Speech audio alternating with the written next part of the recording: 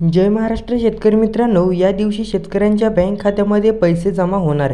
1.55 लाख रुपये कोटी निधीचा मंजूर। शेतकऱ्यांसाठी शेवटी एक आनंदाची बातमी आलेली आहे।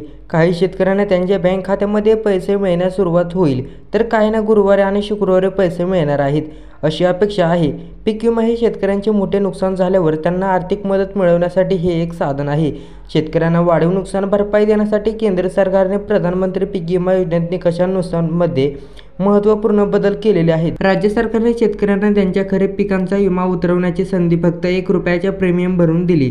शेतकऱ्यांनी पीक विमा योजनेत नाव नोंदणीसाठी अंतिम मुदत सुरुवातीला 31 जुलै होती, मात्र ती 3 ऑगस्टपर्यंत वाढवण्यात आली।